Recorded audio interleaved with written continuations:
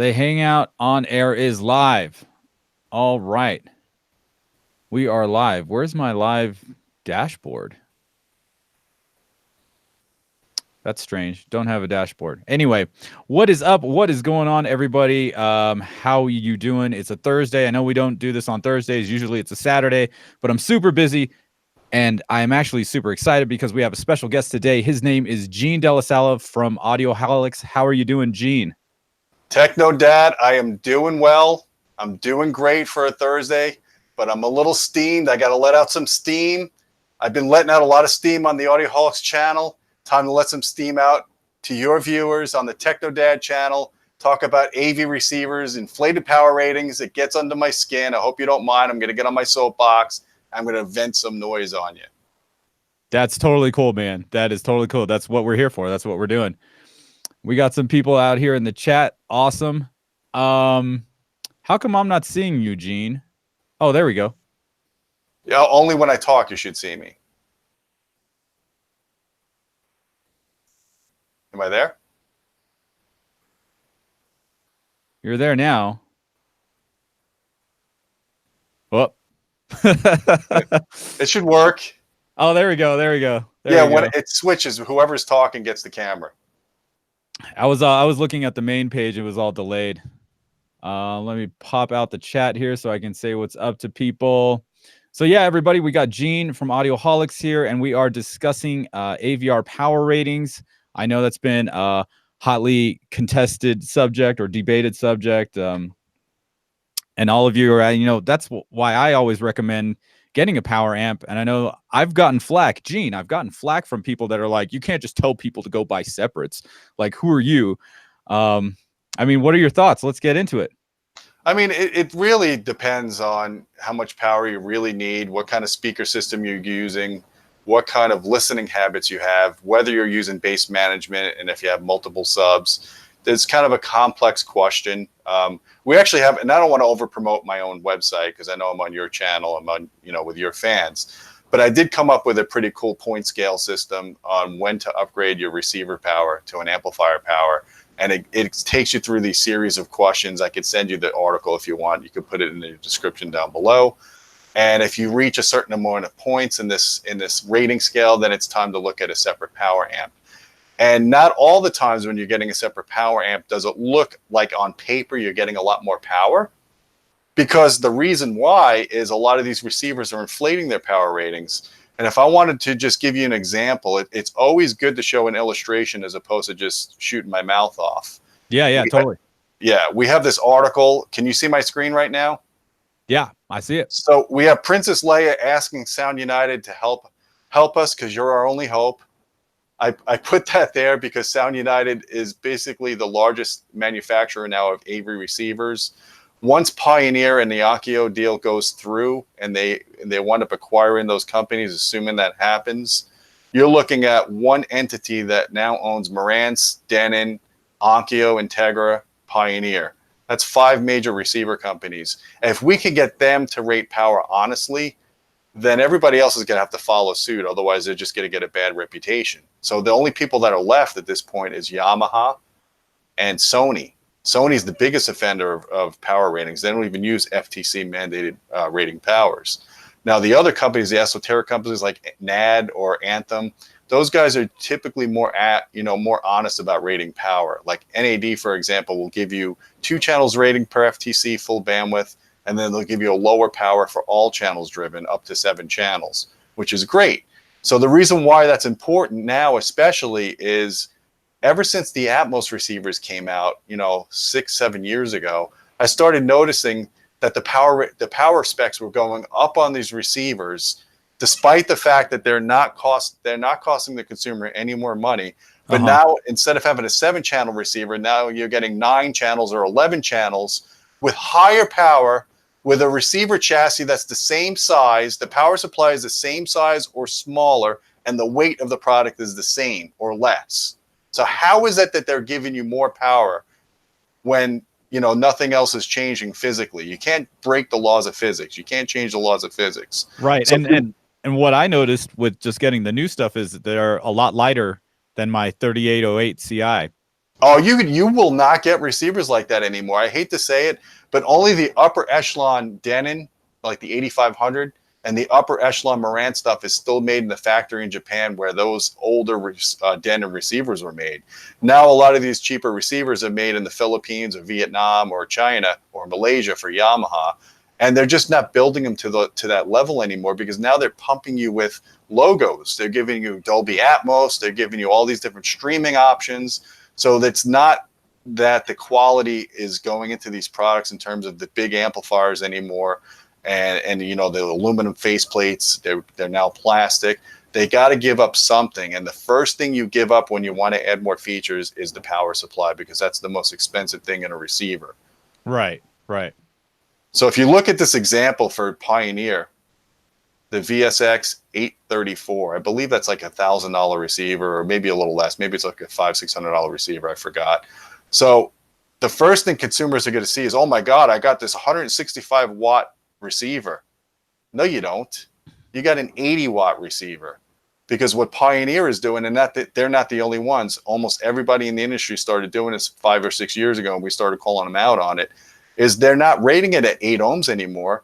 They're rating it at 6 ohms, because that gives you the illusion that there's more power, because the receiver is driving more current for the same voltage to get that power rating up. But they're doing it at 1 kilohertz, 10% distortion, which is basically a freaking square wave on an oscilloscope. You can see that this is hard distortion. This is clipping. This is not a clean waveform at 10%. And with only one channel driven, so it's allowing that entire power supply to give as much power as it can for one channel. Right. And I bet when they say 7 channels, they just take that 116, multiply by 7, and say it's an 812 watt or, you know, amplifier. Oh yeah, well, the home theater in the boxes are notorious for that. I'm trying to find you an example. Like, for the example, this Sony, they're doing exactly what you said. They're taking the 165 watts, which you and I both know now, that's an 80 watt receiver. They're taking this bogus, distorted, clipped rating, multiplying by 7, putting it on a sticker here at Best Buy. Now people are coming in, the average Joe the plumber's coming into Best Buy. He's thinking he's going to come out of there walking out at $300 with a 1200 watt receiver. It's not happening. Just not happening. No, and the thing weighs like 20 pounds. Yeah. Hey, before we get all into this, let's say what's up to people in the chat. Philip, Youthman's here. What's up, Mike? Voodoo, Daniel, Gio, James, Ebenezer, Tyler, Edsel. Thank you guys all for showing up. Chill Bill. So basically, what Gene's been saying here is that they're basically lying to you on the box. That's pretty much what's happening, right? They're not taking. I actually did. Don't know if you saw, Gene.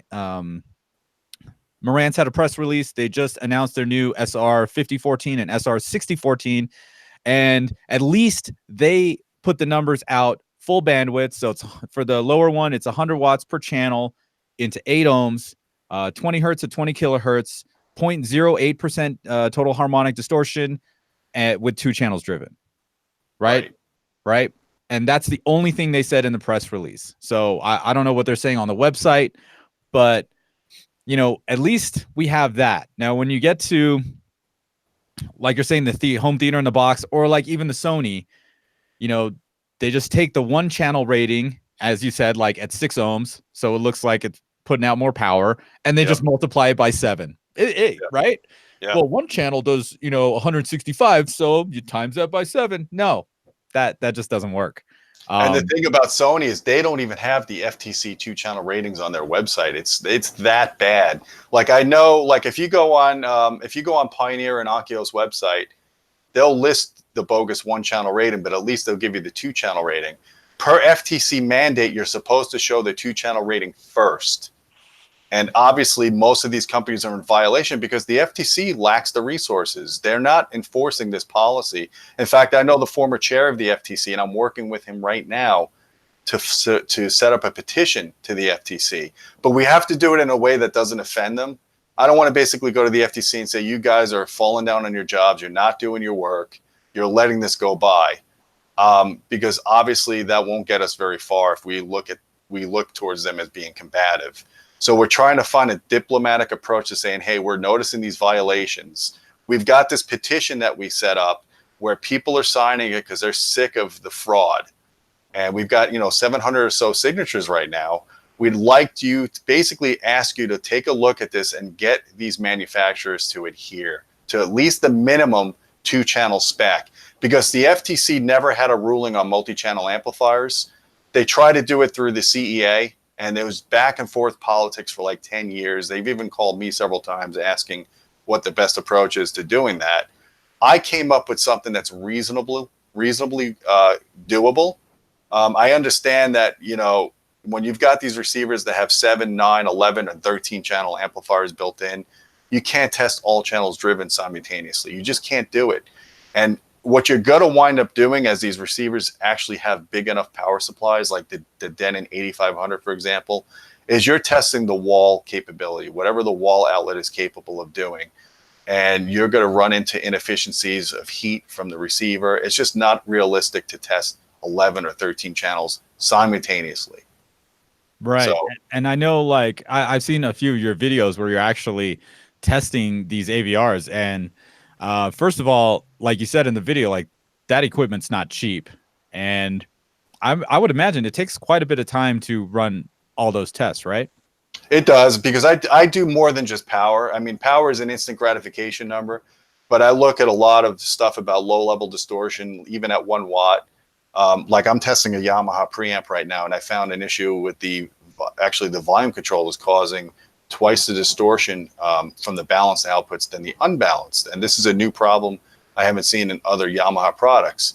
So most magazines, when they used to measure, they just checked power and they were done. They did it at 1 kilohertz, all channels driven.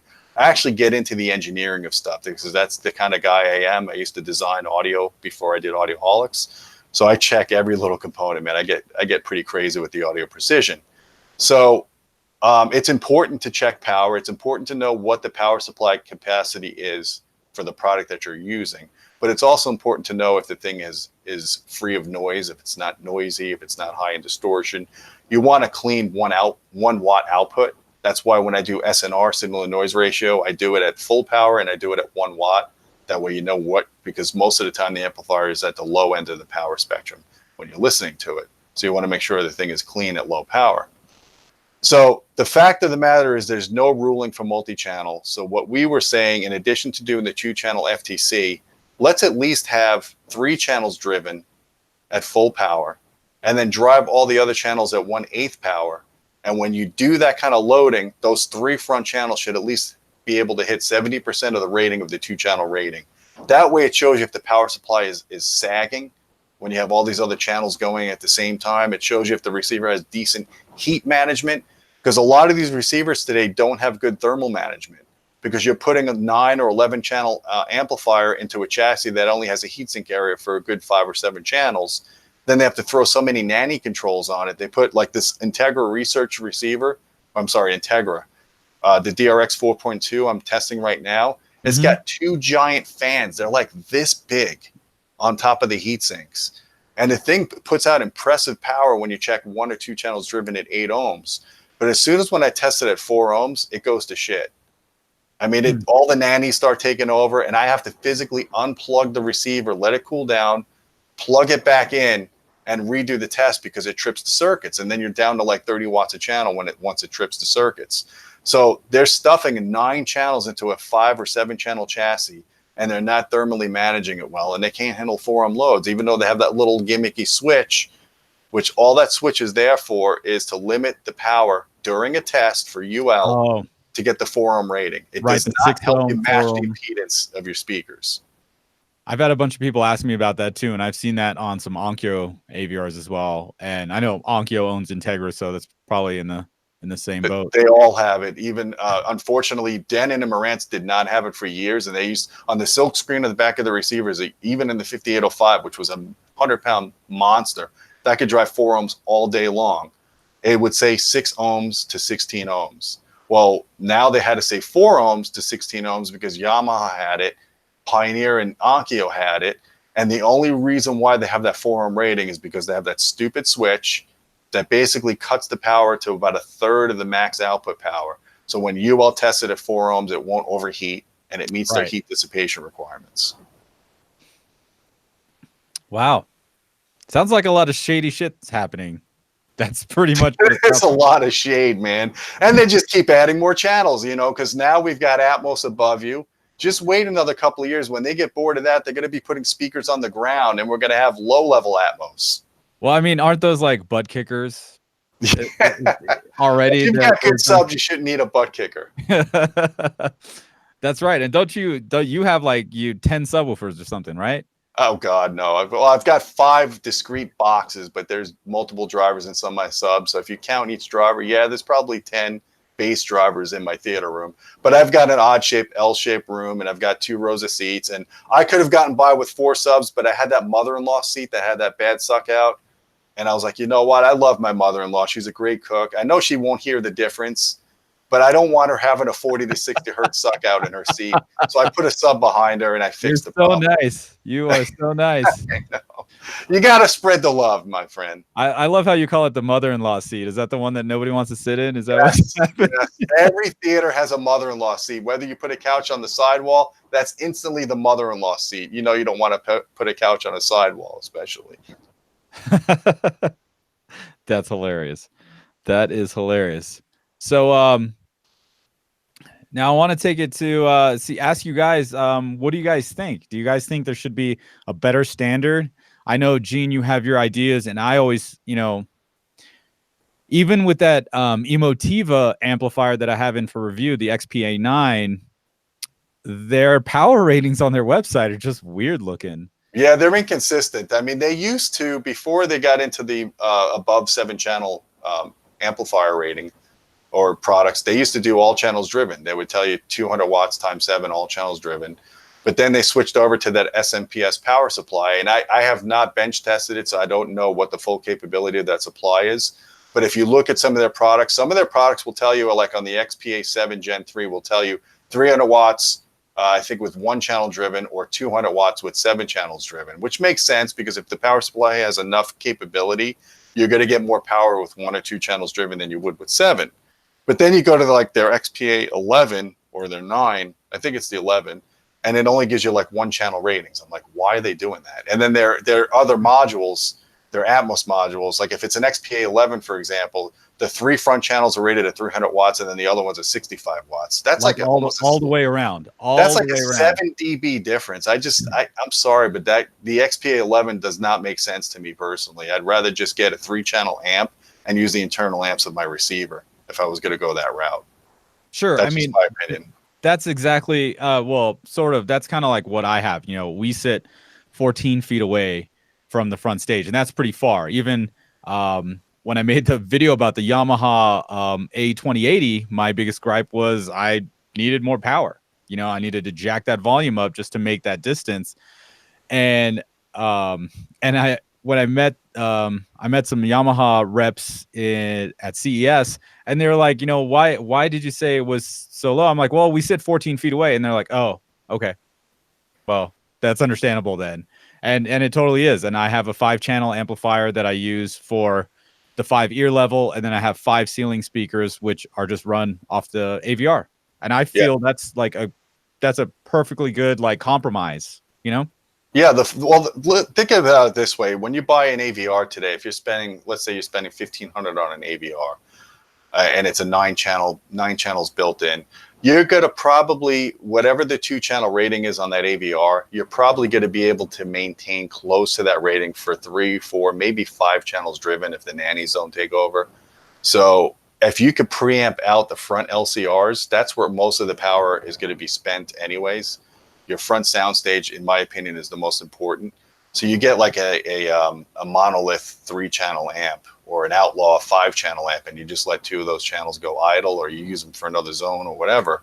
You're taking a lot of load off of that poor AVR. That poor AVR, and I'm not trying to bash receivers. Think about what a receiver is doing. A receiver is sourcing all of your... It's doing a whole lot. HDMI switching, maybe some 4K upscaling. Who knows, It's doing the upscaling. It's doing all your post-processing, all your decoding.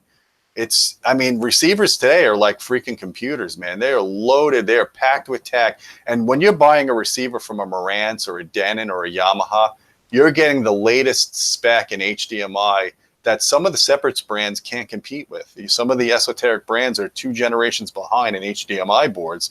Meanwhile, Marantz has got that shit nailed down tight, man. Their HDMI is bulletproof. So if they've got a solid preamp output section, and I test the preamp outputs, and not to pat myself on the back too much, but we're the last resort now, at least domestically, for independently verifying measurements in receivers and power amplifiers. Nobody else is doing it, and I feel really bad about that, because at least Sound and Vision used to do 1 kilohertz power tests, and you could see where these products start falling apart. They've abandoned measurements now. So if it's not for us testing this stuff, and it's not for the FTC trying to validate the 2-channel rating, you're going to wind up with more abuse of power from the manufacturers, because there's no checks and balances. You need to have some checks and balances. That's for sure. That's for sure. I mean, I was trying to look into getting the equipment to test these AVRs, and once I saw like the pricing, I was just like, it's not happening. It's not happening anytime soon. I'm like, I'll leave that to Gene. He's got that covered. But I mean, you can only do so much. I can only do so much. Yeah. I mean, I believe me, I would love to test more stuff. I just wear too many hats, and I've tried to get people to help me. I've gotten like guys in college and like engineering students, and either they were non-committal or it was like too much of a learning curve even for them, because you don't really learn how to do this stuff in your undergrad. When you go to get an electrical engineer degree, you don't really learn this stuff. You don't really specialize in amplifiers. You're more learning the theory about circuit analysis. There's a lot of intricacies to making sure you understand what's going on with the audio precision, making sure you're interpreting the results correctly. Like, for example, I was measuring bass management the other day on this processor, and I kept thinking the crossover points were shifted wrong. And it was not the product's fault. It was my fault. My audio precision was injecting LFE through HDMI, and it was shifting because the LFE has its own crossover, as 120 hertz. And the global crossover of the rest of the bass management's at 80 hertz. So when you're summing those two together and those signals are correlated because of the test signals correlated, as opposed to a DVD disc would be uncorrelated, it shifted that crossover point to a weird, like 100 hertz area. And I kept thinking there was a problem with the bass management. So unless you really understand how this measurement equipment works, you can make errors like that. And my biggest pet peeve is to report stuff that's not factual. Right, like right. If I put a test report up and it's wrong, I can't sleep. So I have to make sure I know what I'm doing here. And sometimes I'm not always right, and sometimes I like to have manufacturers peer review it before it goes online. I don't want to post incorrect information before it goes live, but it does happen, and then we make corrections when that happens. But it really is important to get accurate information, and I'm really concerned now because nobody's really policing this. Now, there's some good news. There's some light at the end of this tunnel. When I put up this article, Can Sound United Bring Honest Ratings to Receiver Specs, they were actually very receptive to it. They didn't take it in a hostile way. Luckily, because I've been working with these guys, I've been working with the guys at Dannan for almost 20 years, man, since I started Audioholics. So I know all the engineers. I know all the guys in Japan that design these products. I met with them at the Sound United conference that you were at with me, and I told them I was going to do this. It's not like I blindsided anybody. I said, you know what? Now that you guys are the biggest receiver manufacturer in the world, I'm putting up an article on Audioholics that's asking you to be honest. Okay, that's cool. I didn't know you did that. So that's cool. Yeah. I had no clue. So they knew already that you were going to go this route, and you said they're very receptive. Like, did they receptive through emails or receptive in person while we were there in New Orleans? They were actually both. It was a little bit of a struggle to get some of the marketing guys on board, but once the engineers basically said we need to do this, they were very receptive to it. In fact, I even got an email, believe it or not, from Akio, and Akio deal is not through yet. But the guy that runs marketing for Akio has been following Audioholics for a long time. He goes, Gene, I really like that article. You're going to see a massive redesign on our website in the coming months, and we're going to be changing the way we're rating power. So I was like, wow, that's really impressive. And if you look at some of the Pioneer ratings now too, because we've been bitching about this for like 5 years. They used to list the 1-channel rating first. Now they're at least listing it second. So they're showing you the 2-channel FTC rating now. That's awesome. That's really what we need at that, as that first line. That first line. I've made plenty of videos where people ask me, hey, what do you look for when you're shopping for an AVR? And I think I recorded like an hour and a half long video, and I cut it down to like 45 minutes, where I go and I just look on the websites. I'm like, okay, well, this says, you know, this one says, 2 channels driven at 8 ohms is this. Then we go to the next one, and it's like, well, this is 1 channel driven at 6 ohms. So maybe it's about the same. I don't really know, and that's really the problem. There's just too much confusion. And if they were to stick to a standard, it would just be helpful to everyone, you, myself, consumers at large, Yeah, well, one thing I wanted to show you that I like what Marantz is doing. Can you see my screen again? Yep. Okay, so Marantz had this very small thing in fine print. Let me see if I could find it in this article. They have this thing about the 7-channel or the 70% rule. There it is. There it is. It actually has a sticker. Hold on. I'm sorry. I don't know my own article. I've spent so much time on this thing. Here it is. So you see the 70% guarantee? Yeah.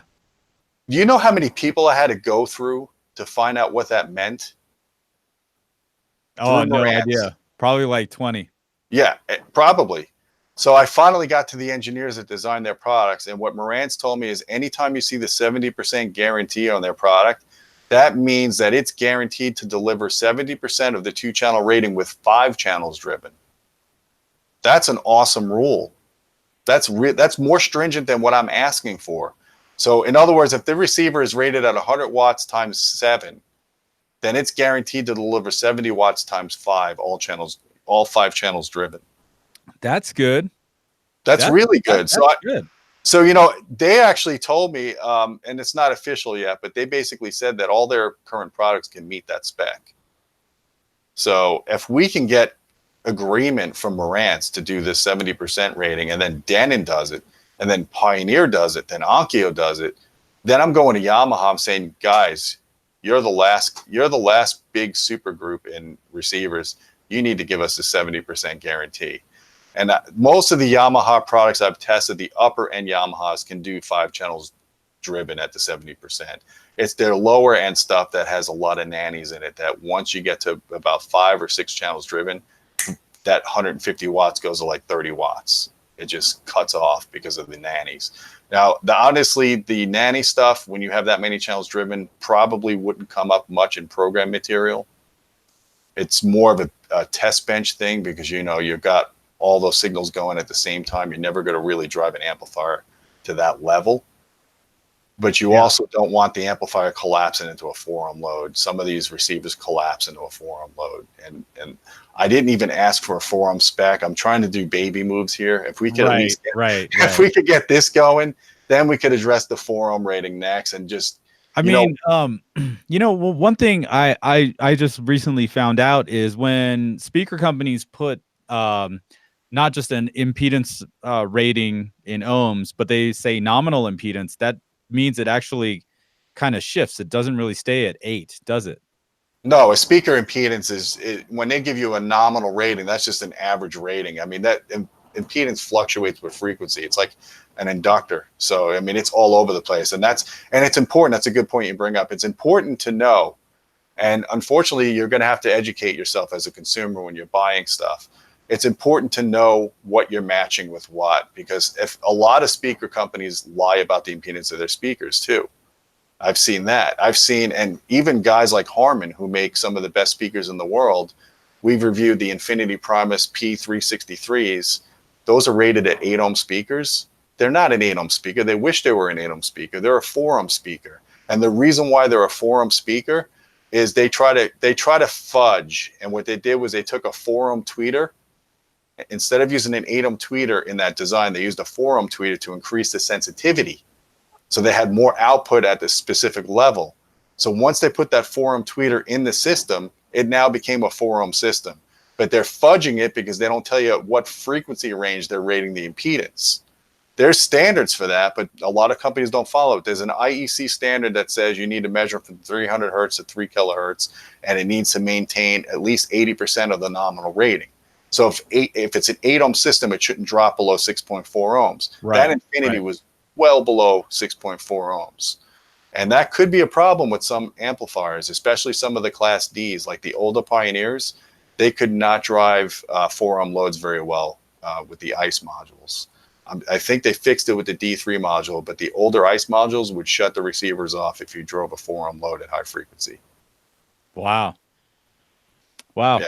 Crazy stuff, man. You know, it's some of it's a little over my head. I know. I'm glad you're here. You have been doing this a long time and you got a pretty good grasp.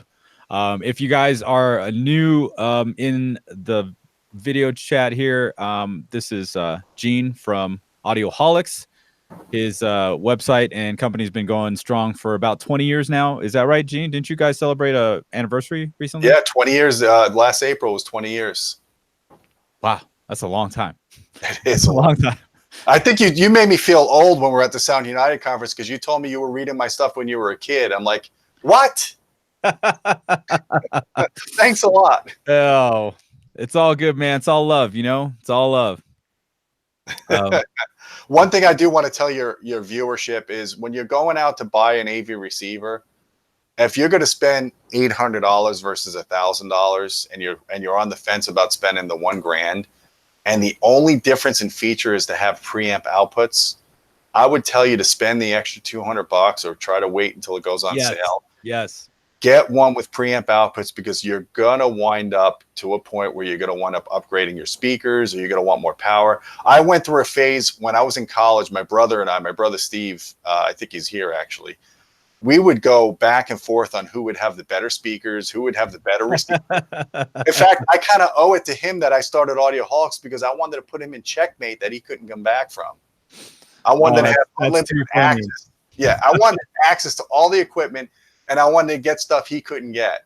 So it's really important to think 5 years ahead when you're buying a home theater system and you're playing out all your equipment. Don't cut the corners now. It's the same thing with subwoofers. If you're going to go and spend $2,000 on a sub, knowing that you want to have multi-sub, but you can't afford it now because you just went and spent $2,000, spend $1,500 on the model below, wait another year or two, get that second subwoofer in your room. You're going to be much better off having 2 subs as opposed to 1 monster sub. Yeah, man. It's funny. There are definitely pieces for the system that, you know, I always recommend. You know, a lot of my viewers are brand new. You know, they got a brand new 4K TV, which is super thin and it looks super cool, but then the speakers are small and they can't hear shit. And they had like a sound bar and that's not cutting it. So, you know, a lot of people come to me and ask me like, hey, you know, I've got $800, you know, what can I get? What kind of 5.1 can I get? And I usually try to steer them to spend a little bit more money on their speakers right now because they can always change their AVR. Just get something like $300 just to get them started and then wait like 3 or 4 years because we know HDMI is going to change. Who knows? They might toss in like a 6th HDR format or whatever. You know, they can always upgrade that later on, spend more money on the speakers because honestly, speaker technology is not really going to change, you know? No, a good speaker made 10 years ago is still a good speaker today. But if you go back 10 years ago on an HDMI product, it's not going to pass all the latest specs, you know? Yeah. That ship has sailed, as it were. Funny thing you say that. Actually, I had a Klipsch 5.1 before, kind of before I started the channel or right as I was starting the channel in 2016. And so, you know, they were like 12 years old, sold it to a guy and he's totally happy with them because they're just going to continue to last, you know? Oh, absolutely, man. Yeah. As long as you don't abuse the speaker. And you know, I get a lot of questions. I don't know. You probably get the same thing as, what if I buy an amplifier that's too powerful for my speakers? And I'm like, you know what? That's kind of a myth in itself. It's better to have more power than less. You don't want the amplifier going into clipping and then sending nasty harmonics to your speaker. And So, and you're not going to ever get too much power with these AV receivers. As I showed you, they're not getting more powerful. They're getting less powerful, because if you go back to the golden age of AVR, in my opinion, the golden age is between the late 90s and about 2005. That's when you were getting these massive 80-pound Yamahas, Akios, Dannan receivers that just had balls to the wall, giant Toroids in them, dual heat sinks for 7 channels of amplification.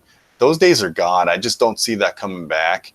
The only way you're going to get that now is to go with separates, go with, an ATI or a monolith, one of the monoprice amplifiers, and either getting a preamp or just using the preamp outputs of your AVR, because you're not going to get these massive amplifiers into receivers, no matter how much power they claim they're coming out with. You're just not. The budget's not there. The $4,000 to $6,000 receiver market's not there anymore. So now they're just cramming all the features they can and all the processing they can, and they're scaling back on the amplifiers to get that price down to, $1 to $3 grand in a receiver. Yeah, I think what you were saying before about getting pre-outs is definitely a huge step in the right direction. I know let's see, Marantz just announced their 14 series, so the 13 series is down to $1,000, 11 channel processing, or it will be. It's not yet. It's still at $1,599, but as soon as the 6014 drops, the 6013 is going to drop in price, and that way you're just going to have more flexibility. Get a 3-channel or a 5-channel, run it in 3-channel, and you're going to have a system that's going to last a long time. Well, relatively long time, maybe 5 years, maybe 3 years.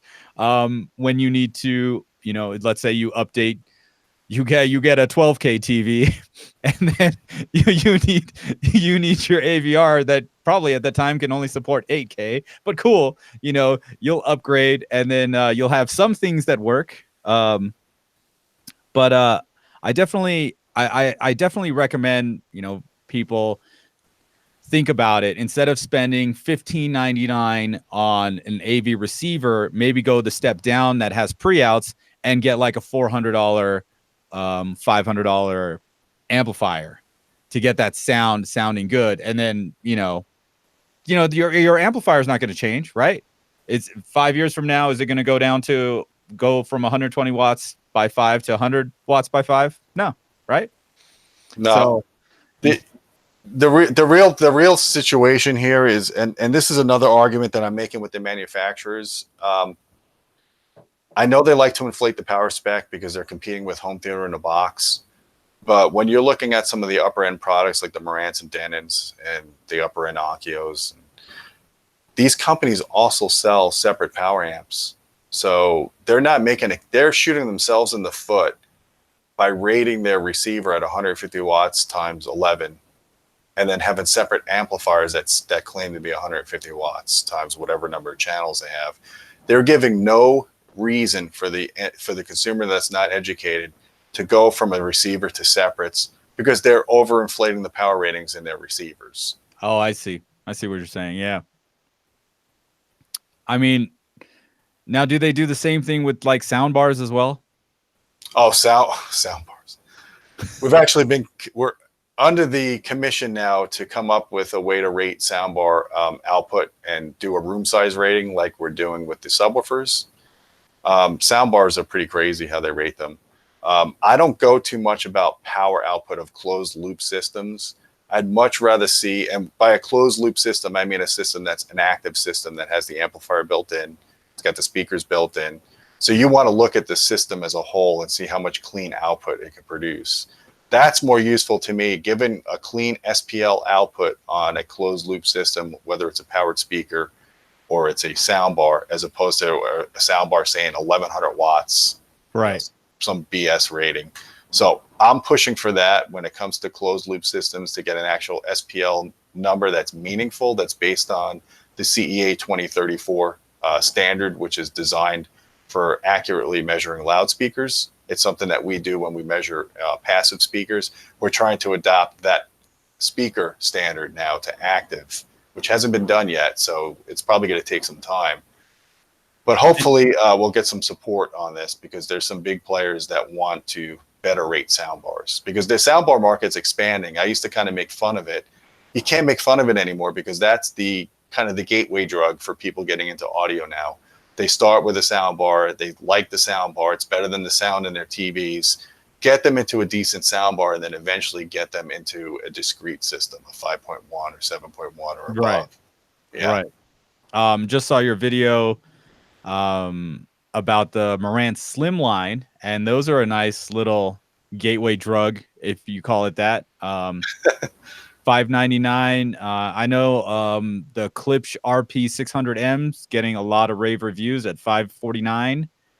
You know, you've got a good setup that'll get you started for $1,000, $1,100, something like that. Yeah, yeah. No, the Marantz Slimline is a good product, because people don't have the rack space for a big receiver. You're getting all the features you get in their bigger models with just half the power. 50 watts a channel instead of 120 or 130, whatever. Yeah, and I noticed one of those actually has what is that? The NR7. I forget. But I remember one of them. 1707 probably. 1710. There it is. Okay. I believe it has 2 pre-outs for the front, so you can actually power it. Yeah, 2 front pre-outs on that one. So if you were to, get it going with that and wanted to beef it up, you could. So that's that's pretty cool too, And the other thing I would mention is we do test the preamp outputs on receivers, and they're not all created equal. For years, Yamaha's preamp outputs would clip at like 1.2 volts, and it's because they were using, I thought it was the op amps. I thought they were using a 5-volt op amp that was just clipping, and it couldn't go above 1.3 volts because the supply rail wasn't big enough. But it was their volume ICs that were getting them. So they've upgraded them, because we were harping on them for like 5 or 6 years until they changed it. So what I would recommend, because you never know what you're getting with these AVRs unless we test them. Okay. Make sure you get an amplifier that has at least 29 dB of gain on it.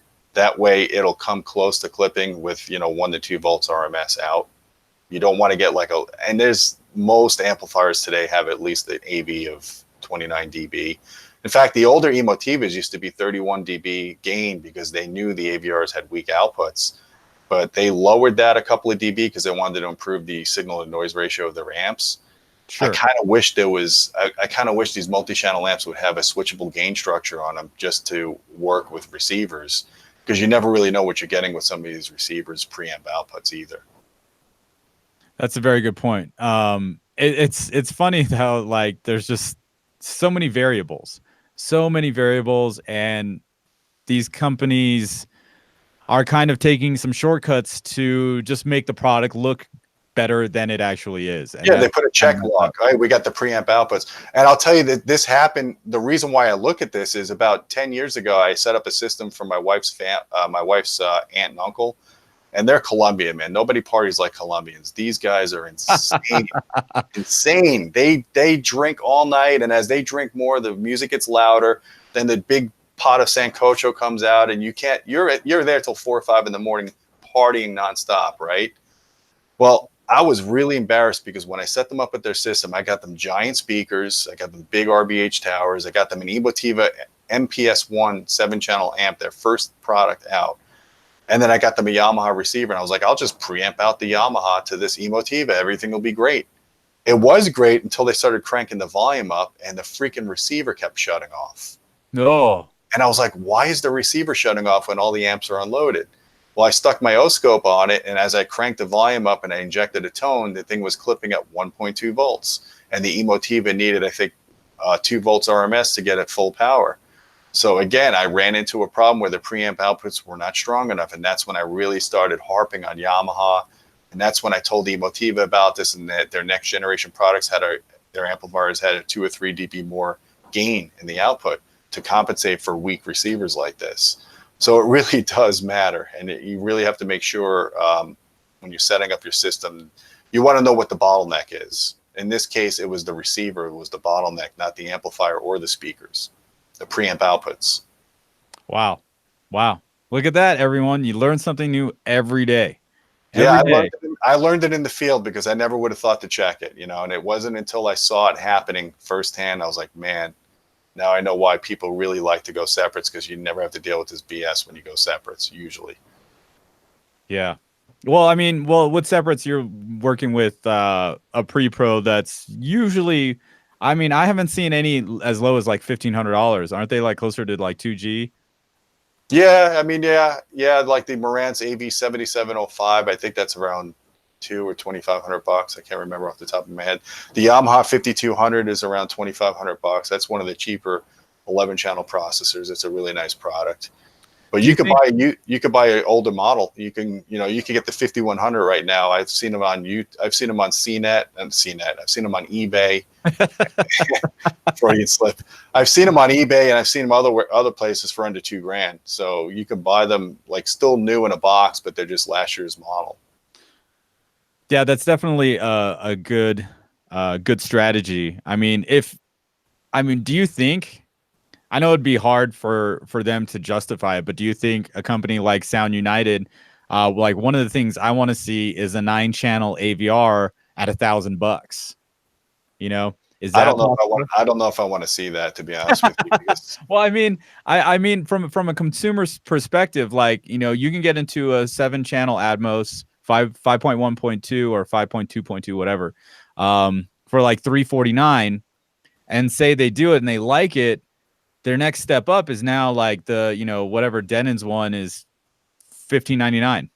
well, You if you know, want 9 channels for $1,000, get an Akio, because Akio has some of the best deals in receivers up to about $1,000. They're loss leaders right now. They're actually losing money on some of their middle line receivers just so they could gain market share. I'm sure once Sound United acquires them, that'll probably not be the case anymore. They'll probably raise those prices because there's no need for them to be gaining market share when they're part of the Sound United umbrella. But I ran into this now because I'm testing an Integra DRX 4.3. It's $1,400. It's a nice receiver, but it can't drive a 4-ohm load to save its life. It's got a great preamp output on it, though. But it's competing against Akio, because if you don't need the HD base T that's built into this receiver, that's adding $400 of cost. You go and buy the Akio model that's got a bigger amp section in it, and it's more capable, and it's $1,000, and it does the same 11-channel processing, 9-channel amplification. yeah, a little too much overlap there. Right? Yeah, it really is. I said that in the review, and I'm like, you guys are competing against Pioneer and Akio with this product. like big time, and it's not favorable for Integra in this case. I mean, they do have some custom install options that those other models don't have, but the average consumer is not going to even care about those custom integrated options. A lot of them don't. A lot of them don't. I remember being at CEDIA last year, and a lot of the stuff, I was just like, okay, this does not apply to any of my viewers. Some cool options for sure, but yeah, the everyday person's just not going to use majority of that. Yeah. And Well, I think what's happening now, I think a lot of people are getting into this. So I think, you know, the average consumer, you know, should be, you know, like the companies should be like marketing toward them, but trying to do it in a way where they're not just lying about wattage, because they know people are looking at numbers and the bigger numbers just look better. Didn't you in the article have an all channels driven kind of spec or you idea? know, well, what I did with that, because like I said, there could be 11, 13 channels in these receivers, and it gets a little ridiculous trying to do all channels driven. What I'd like to see is what you see with, remember when you used to assemble your own PC back in the day? Yeah. And you would buy a 900 watt power supply, or you would buy a 700 watt power supply based on the kind of video card you were putting in there and all the different peripherals you needed. You figured out how much power you needed, and you would buy a bigger power supply for that PC. You remember those days? Yeah, exactly. Okay, well, if you tell me if the manufacturers will put maximum power consumption on the back of their product, I'm not talking about the power consumption. The power ratings on most receivers on the back panel now are not max power. It's usually 2 channels driven per FTC or the other channels driven at 1/8 power, unless it says max power consumption or it gives you a maximum current usage. Like for example, the Dannan 5805 had a 13 amp max power consumption. So you do 13 times 120, that's 1560 watts that receiver is capable of taking from your wall and then distributing to the amplifiers minus the inefficiencies. So if they gave us a max power consumption, we would know whether or not they're full of shit when they say the thing is 150 watts times 11 all channels driven. And is that number that I see on the back right by the power port on some of these AVRs? Yes, but like I said, like if you look at a Yamaha, it'll say 500 watts, but that's not max power. Yamaha's almost never given you max power consumption on their AVRs. It's usually 2 channels driven with the other channels driven at 1/8 power, even though they don't say it. The Dannans, like the 3808, like the one you were talking about before, the Dannans from 10 years ago always gave you max current. They always said this receiver, like the 5803, was at 12 amps. Then the 5805 was 13 amps. You know, it would always tell you the max power, whether it was in power form or in current form. And then you could just multiply current times 120 volts if it's domestic, or 220 if it's international. And then you could figure out what the max capability of that power supply in the receiver is capable of delivering. Because at the end of the day, that's really where the buck stops. Like whatever the power supply can provide is how much power we're actually going to get in a real world scenario. Correct. Yeah. And you know, best case scenario, if it's a class AB amplifier, class AB tends to be 55-65% efficient. When it's driven at max load, you can get up to 70%. So if you take that 1560, divide it by 70%, now you've got 1560 times 0.7, 1100 watts. So if you've got 9 channels, you divide that, you're able to do 120 watts times 9, you know, that kind of thing. So it's a little math. It's very basic math, but it's something that's useful for consumers that care. I don't think people that are buying a $300 receiver really care, but no. Most of your audience that's here right now, these guys are really serious about home theater. They probably have no problem spending $2,000 on a receiver. They want to know what kind of power they're going to really get from this thing. And exactly. Most of the people that are here setting up their home theater equipment know how to use Ohm's law. I tried checking it out. It's over my head. So I can teach you the PIE chart. I can teach you that. You got to help me with my audio because I sound like I'm producing this in the third world country. You help me with my audio. You help me get my channel quality up, the video quality. I'll help you learn Ohm's law. Oh man, awesome! I'm down. You guys see what's happening here, right? I saw a bunch in the chat, like it said a bunch of stuff like history in the making. So I thought that was pretty awesome. You guys are great. Yeah, so I did drop the link for the petition in the chat box earlier. I know a few of you, I think Youthman said he signed the petition already. But let me go ahead and drop it in again. You guys, this is, I'm dropping in a petition link. And this is basically to tell the manufacturers that, hey, look, like we want something done. Something needs to be done about this. Or not the manufacturers, or manufacturers and FTC. Is that right, Gene? Right now, the manufacturers, I'm sharing my screen so you guys can see it. What I want to ask you, please don't donate to this thing. I know that I didn't realize when I set up change.org that it's going to solicit people for money. I don't know where that money's going, but a ton of people are donating. And I think this change.org website is profiting off of our movement. I'm not asking anybody for money. I don't want your money for this. I just want your signature.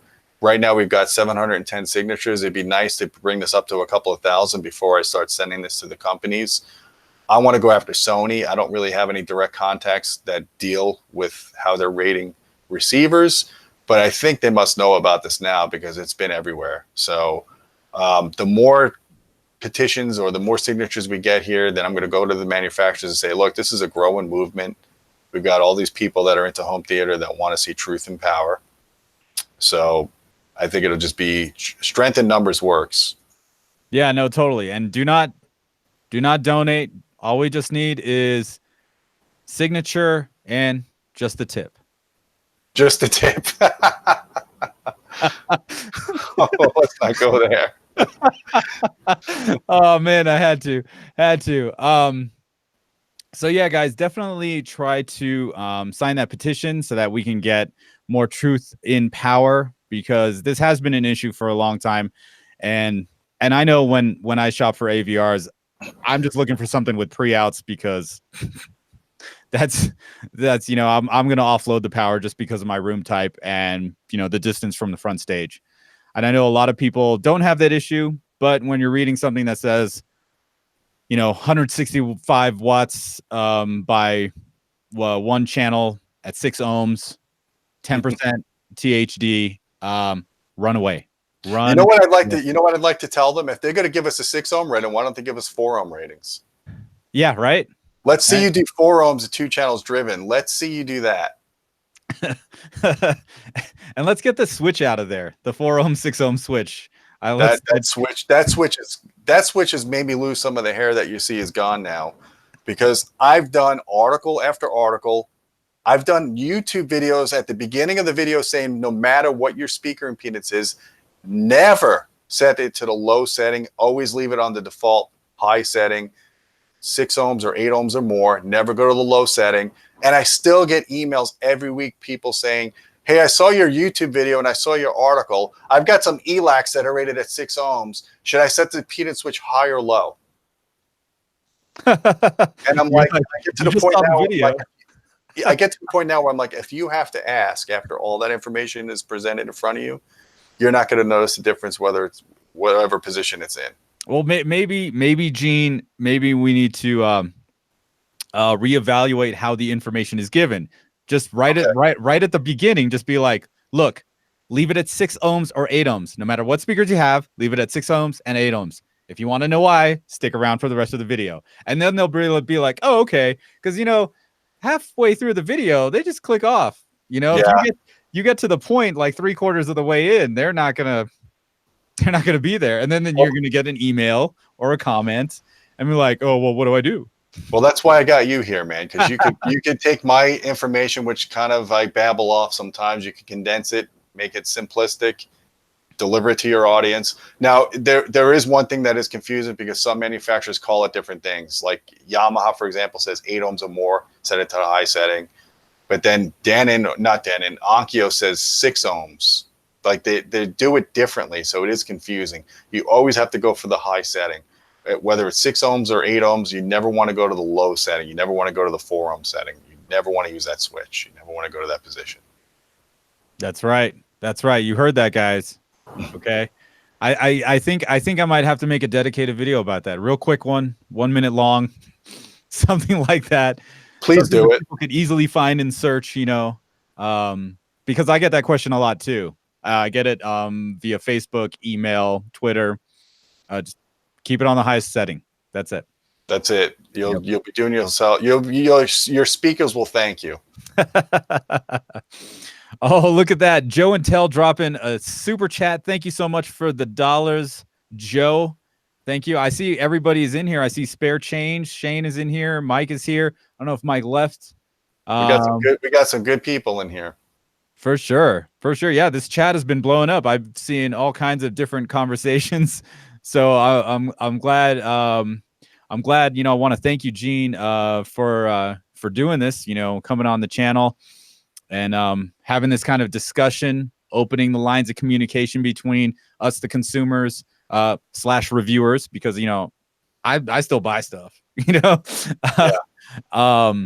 and these companies to hopefully make the situation better in the next coming years, hopefully soon. I think we see a movement happening. Like I said, the manufacturers have been very receptive to this so far. Nobody's sent me any hate mail, so I think that's a good sign. Not yet anyway, right? Not yet. Just wait and see. I know yeah, it's some companies, you know, just that they don't like anybody talking bad about their product, but I think at the same time, you know, if you make a bad product, like, aren't people going to say bad things, you know? Well, it's not that I don't like these products. I love these receivers, man. Receivers are some of my favorite audio pieces. I get most excited when I get a new receiver to test. I know it's a lot of work, but I've always liked AV receivers.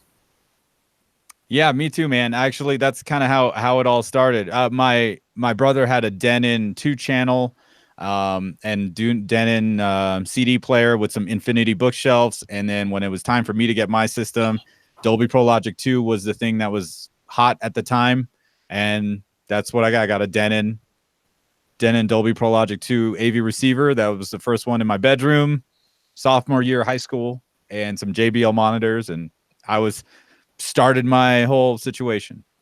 Yep. We all start with receivers. When I was in college, I had a Pioneer with the orange lights on it, and it wasn't until years later that I upgraded to separates, but that was well after I was out of college. And For sure. I didn't have anything in college. Like, I actually had to like leave it all at mom's house because college dorms were small. And then even after college, yeah, it wasn't until I got my place in 2005 when I got back into it. And then, although I do have a really kick-ass setup at mom's house, she's got an awesome 7.2 from a Dannan AVR 4800.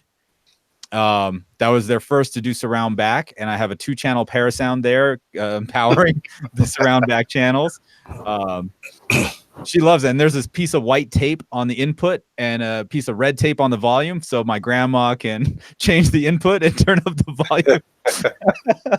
We all, that's the great thing about what we do. Like, we hook up our family with systems. You go to my mom's house, and same thing, man. I have a high performance RBH sub at her house. I put the driver in the box. It didn't even need it, but I was like, I'm going to upgrade the shit out of it because it's my mom, and I got her all in walls. I got her, a pretty good Marantz receiver. She's got, top of the line Sony TV, and it's like, I want to go to their house and actually enjoy, good sound and good visual. And she likes it too. I mean, I grew up in the house with audio, so my whole family likes good sound.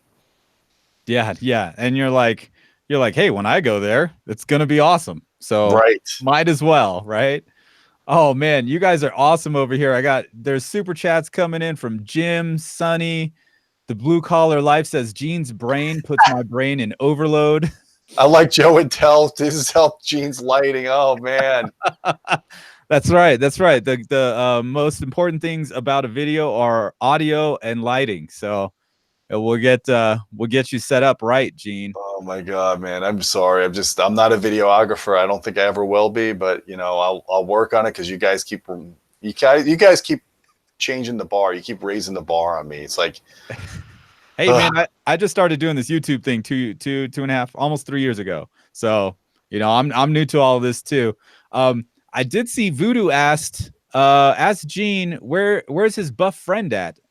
Is that Hugo? Yeah.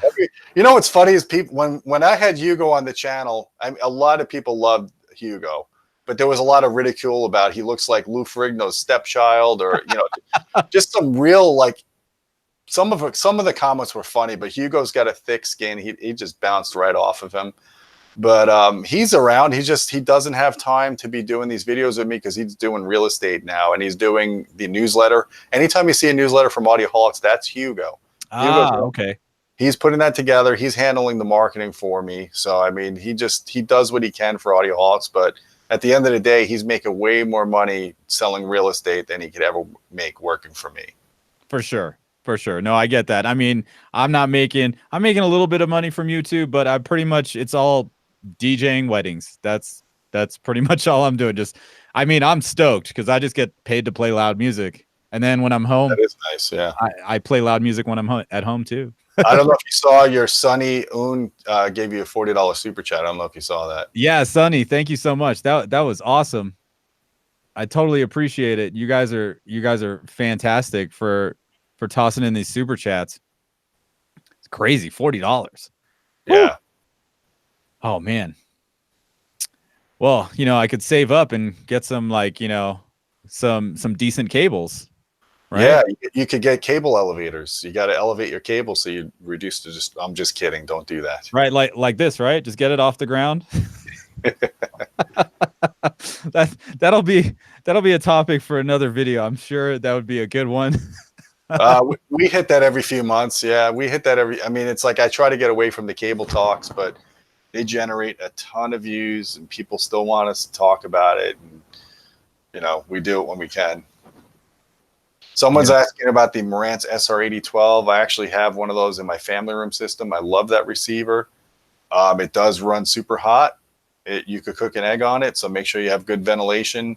And if you do get it, set the eco mode to auto, not on, but set it to auto, and it makes the amplifier run like a class G. So at low power levels, it goes to the low voltage setting on the transformer, and it dissipates less power from all those channels. So if you're listening at low volume, the receiver won't get super hot. But when you turn it up to a specific volume level, it switches over to the high power mode. And if you watch a movie for 2 hours or so, if you put your hand on top of that, you're going to burn your hand. It gets pretty hot. It's got 11 amplifiers in a 7-channel chassis, so it just has no choice but to There's just no room. Yeah. Yeah. Like you said, they're just packing it in. But that's I love that receiver. It's a juggernaut. I know a lot of people are they ask me, and I don't understand, or I don't see it. Like, I know I had the Dannan X4400H for a while, and that thing in my rack, it's like less than an inch, like the top shelf is less than an inch above it, and I didn't experience any kind of heat. And you know, I have some viewers that have that exact same AVR, and they're like, you know, what do you do for the heat? I'm like, I don't notice it. You might have yours on eco mode on. No, it's off. That shit is off. But I mean, I have a huge, like, it's an open back kind of a rack, and there's nothing to the side. So maybe it's just, you know, people that have shelves, or their shelving or their rack is very tight. Yeah. You have no way to dissipate that heat. That's why. I guess I'm just lucky. Yeah. Who knows? You know, you can always do forced cooling in those situations. The fans out today are so silent, you don't even hear them. So I actually got an Aircom T8 just to test it out for the channel, and that was the big problem was I actually couldn't fit it. Right. It was like literally an eighth of an inch too tall for it to fit right underneath the shelf there. So that kind of sucked, but oh well, whatever. Yeah. I will tell one thing to you guys. If you want your receivers to last, do something about heat management, because I know there's a flirtation with people wanting to buy Class A amplifiers and use them as space heaters in their house. But the reality of the situation is heat is not a friend for electronics. So if you could get your amplifiers to run cooler, and you know, you could use these like modes I was telling you about, the eco auto mode, for example, you're going to increase the longevity of your product. You don't want the things burning up all the time. For sure. Definitely. We want these to last. I mean, you know, as long as they can, right? Before we get, you know, HDMI. At least until the next HDMI standard comes out. Exactly. Joe and Tell says, let's make this a regular thing. And then Rob E, thanks for the super chat, says, I agree with Joe and Tell. So yeah, I think we should all get together. You know, find a way to get Youthman and Joe and Shane from Spare Change all in on like a round robin kind of talk. It would be cool if YouTube allowed you to have multiple channels going at the same time off of one live feed. That would be cool. That would be tough to do, though. I have no idea how to do that. I have no clue. Well, we'll take turns. So this week was at your channel. Next week, maybe you guys come, you know, one of you guys come to mine. Or we go to Spare. We'll bother Spare Change. We'll go bother Shane. Yeah. Well, I think we should probably wrap this up. I think we covered anything. Is there anything else you would like to add from the article or anything like that? No, I appreciate. Thank you for having me here, Shauna. I do appreciate it that you're helping me get the word out. The more people that sign this petition and the more people that read the article and contact the manufacturers, I think we're onto something. You know, it might take a year or two, it may take 5 years, who knows? The end of the day is when I go to these manufacturers' websites and I see the honest ratings and the FTC ratings, it's going to make me happy. So it makes me feel like I'm accomplishing something that's worthwhile. So I hope that you guys can support it. It's beneficial for everybody. Yeah, no, thank you so much, Gene, for coming on the channel. I totally agree with you. I see it all the time. People are shopping for AVRs and they're always asking me, you know, hey, should I spend the extra $150 because this one has 10 more watts of power? Like, no. Probably not is my first initial response. But yeah, yeah, thank you so much, Gene. And for everybody that's here, thank you guys so much. We're going to end this here. Look at 170 people watching right now. That's pretty awesome. Yeah. And definitely sign the petition. Let me just drop it in the chat box. And I think it's already in the description for people that are watching on the replay. Definitely check it out. Don't contribute any money to it, please. Yes, yes. Do not donate any money. Just sign the petition. Petition link, sign only. Only. Did I spell that right? Only sign, yeah. Only sign.